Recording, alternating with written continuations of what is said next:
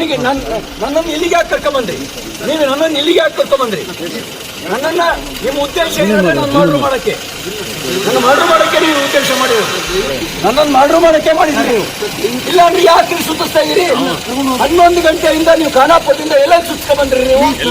ಯಾಕೆ ಸುತ್ತಿಸ್ತಾ ಇದ್ದೀರಿ ನನ್ನನ್ನು? ನನಗೆ ಇಂಜುರಿ ಆದ್ಮೇಲೆ 3 ಗಂಟೆ ಮೇಲೆ ನೀವು. कर्नाटक लेजिस्लेटिव काउंसिल के चेयरमैन बसवराज होरट्टी ने हुबली में वजाहत दी कि 19 दिसंबर जुमेरात को सुवर्ण विधानसौधा बेलगावी में होने वाले काउंसिल सेशन के दौरान बीजेपी एमएलसी सीटी रवि की तरफ से वजीर लक्ष्मी हेब्बाळकर के खिलाफ इस्तेमाल किए गए तौहीन आमेज लफ्ज़ का कोई ऑफिशियल रिकॉर्ड नहीं है। इन्होंने कहा कि मैंने रवि और हेब्बाळकर दोनों से बात की, जबकि दोनों पार्टियों की तरफ से शिकायत दर्ज की गई है।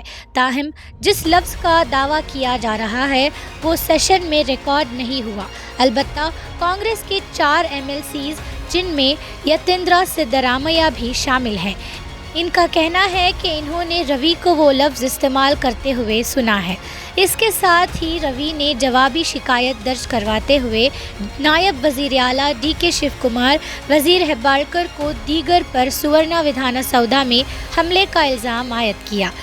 इनका कहना है कि इनकी जान को ख़तरा था और अगर कुछ हुआ तो कांग्रेस के रहनुमाओं को ज़िम्मेदार ठहराया जाएगा। रवि ने इस बात की भी वजाहत की कि इन्होंने वो तौहीन आमेज़ लफ्ज़ कभी इस्तेमाल नहीं किया और इस सूरत हाल को एक गलत फहमी करार दिया। होरट्टी ने अफसोस का इजहार करते हुए कहा कि मेरे 44 साल सियासी करियर में ऐसा कोई वाक़या पेश नहीं आया।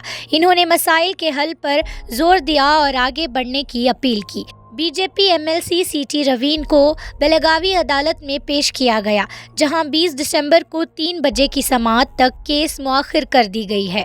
इनके वकील ने दावा किया कि पुलिस ने इन्हें बदसलूकी का निशाना बनाया और रात भर बगैर मुनासिब खाने के घूमते रहे।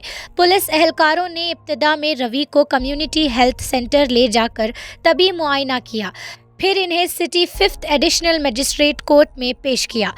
ज़राए के मुताबिक बेलगावी पुलिस तवक्को करती है कि बीजेपी एमएलसी सीटी रवि को 20 दिसंबर को बेंगलुरु में मुंतखब नुमाइंदों के खुसूसी अदालत में पेश किया जाएगा।